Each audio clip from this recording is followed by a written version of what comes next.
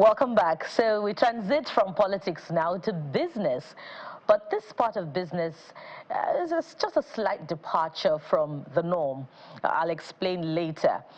We're looking at Nigeria's ease of doing business policy, but as it has to do with gender representation. And it's an important conversation to have as we look at the challenges of women in business. So joining me to have this conversation is Chinonso Clark. She's the CEO, founder, lead for Good Africa. She's right here in our Lagos studio, and she's looking beautiful in white. Good morning. Good morning. And welcome to the program. Good morning, Bukola. Thank you so much for having me today. It's nice to have you. Thank you. So let's start. It's not an easy conversation to have, but it's an important one. Despite the fact that about 40% of businesses are women-owned in the country, only about 10% are represented in public procurement. From the point of view of someone who's experienced in the field, what are the reasons that you can adduce to this? One of the challenges with women representation in businesses would be the lack of training, right? Especially with respect to business development. When we look at the informal sector, the role of women and the representation in the informal sector versus the formal sector, we see that the training available for women to be able to pivot from, just having small micro businesses to playing a bigger role, when it comes to the formal sector is something that we need to ramp up, right? And I'm just looking through statistics, looking through what the ILO is pushing, the World Bank is pushing as well. It's for us to continue to push accelerator programs, right, that provide women with the information necessary to make that pivot and to play a bigger role, right, in these sectors that we still lack representation in. So one is access, also creating access, right? I recognize that we still have to democratize access to opportunities for women to get the knowledge required to be effective in these sectors. Also working with organizations that provide training programs, like what we're doing at Lead for Good Africa. So I think that when we're able to democratize access, meet women where they are, then we can sort of increase the numbers, of their representation in the formal sector. Okay, so you've mentioned two factors now, access and lack of training. Yeah. Which trumps the other? I think access. Because looking at spatial inequality is still a challenge, right?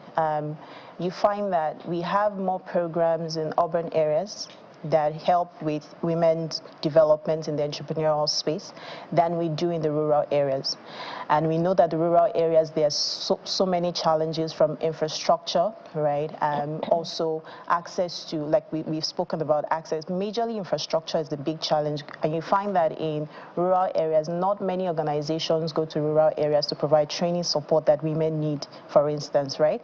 So our skill center, we have a skill empowerment center at Lead for Good Africa that's based in a rural community. Commuting to that rural center takes a whole lot. Now, the question of infrastructure in terms of like power for the center to run is a challenge as well. So when an organization thinks about the different challenges that they have to go through to, sit their facility in communities like that, you might just say, let's stay back in the urban areas. So you find that a lot of women who really need the opportunities, they're in the rural communities. We speak a lot about grassroots engagement. Once we're able to crack that, then we can close the gap, we can bridge the gap. And of course, infrastructure, sorting out our roads, ensuring that power, for instance, is sorted out. Then we can actually reach more women and then train more people so that they can, elevate their lives and come into the sectors that we hope that they come into. Well, the way you explain it now, it's a bit more clear.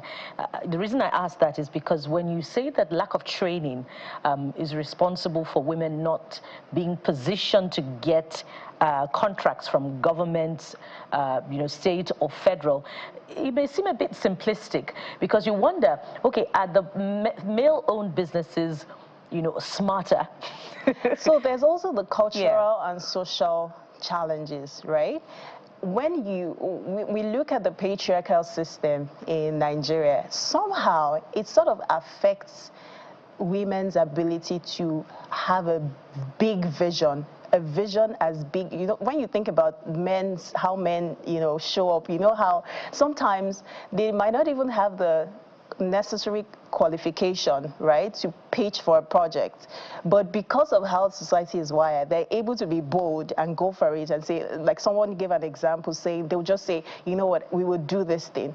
Now, that kind of audacity for women, you have to learn the audaciousness, yes, to be rightly positioned. Exactly. The audacity to actually go for big projects. And that's why I said training, because the training that takes cognizance of the psychology of the woman, to be able to dream, to be audacious, to have a big vision that empowers them to be big players in the sectors that we want to see them in. So that's why I said, as we train, we take cognizance of the cultural and social barriers that prevent women from attaining the heights that we want to see them in, through all the organizations that are providing training support.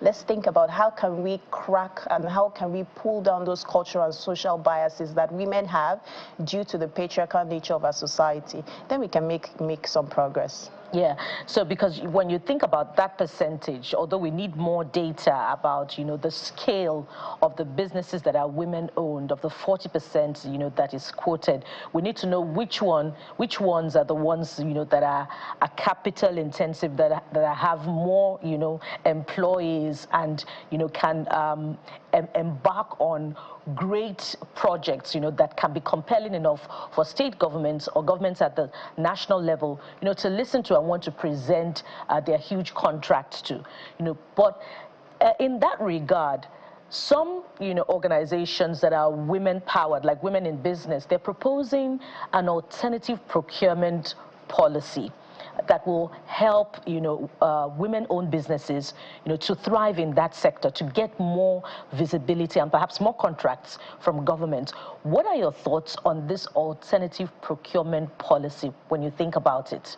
Well, I think as we think about alternative procurement policies, right, we can also think about providing a network for women to be able to leverage connections as we push alternative procurement policies.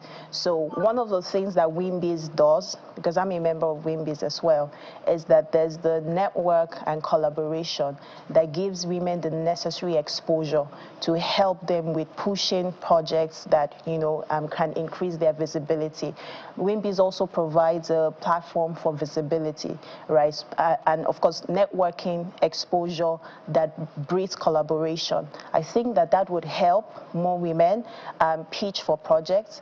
As you stay in the place where you work with women who have gone ahead of you, women who have worked in these sectors, then you can get the experience required to advance in terms of procurement projects. I think mentoring as well, because WIMBIZ pushes for mentoring, they have a mentoring program. So I think mentoring, networking, collaboration that provides the exposure to advance and accelerate progress in terms of procurement will go a long way in pushing more engagement of women, as you've spoken about. And that is an important work, because you can't tell, just how many businesses will be reached and empowered that are women-owned. So at that level, what are the engagements that need to be had with government officials in procurement departments, such that the patriarchy that you talk about, the gender biases that you talk about, can be changed, and more women that can take on greater challenges in the business space can, be accommodated?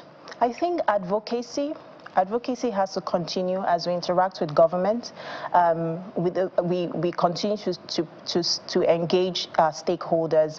We continue to look at policy formulation and particularly implementation. How can we strengthen our capacity to implement the policies, both the existing policies that government have formulated, and policies that we're still looking into creating? How can we strengthen our capacity to implement policies that are existing? And then, of course, conversations within the government sector as well, while having conversations with public office holders to make them recognize this is what we're pushing in terms of gender equality so that we can get more engagement of women. I think that advocacy is really key, and I think that we need to think about policy implementation. The third thing I'll speak about would be our ability to measure what we're doing, right? Measuring our impacts, measuring the outcome of the projects, measuring, even the current projects and the current projects that we have, yes, the projects that we currently have that involve women, the impact of those projects, and so that we can now adjust and improve upon what is already existing. And are those conversations ongoing with the people that matter and at state governments and at federal government? Yes, I believe they are actually. So I believe that advocacy is ongoing. Of course, with topics like this, we have to continue to, increase our efforts, continue to play our parts. But I believe that they are ongoing. Lastly, and this is very important, the ease of doing business. We just mouth the phrase, but what are the areas of policy changes and implementation that you think that government should introduce into that space to help more women-owned businesses to thrive, particularly for those who are in those rural areas that you talk about that have the challenge of access? I think access to gender-sensitive financing will go a long way, access to sensitive financing. The other thing would be digital literacy, right? Because we know that technology has created a lot of opportunities for women to access global markets and local markets. But you find that most rural women don't have access. 60% of women in rural areas do not have access to, technology tools that can help them with doing business. So I think if we look into how can we put tools in the hands of women, how can we also encourage digital literacy to encourage female entrepreneurship, in rural areas, that would go a long way in helping women, one, gain access to finance and gain access to the tools necessary to foster businesses. All right, we want to thank you so much for your time on this very important conversation. We've been talking with Chinonso Clark. She's the CEO, founder, lead for Good Africa, who has joined us here in our Lagos studio. And we hope that when we meet again to talk about this, there'll be more progress to record. Thank you so much for having me, Bukola. Thank you. And from here, we move on to another interesting conversation. This time, we'll be looking at the family setting and how we can make things better. So stay with us. We'll be right back.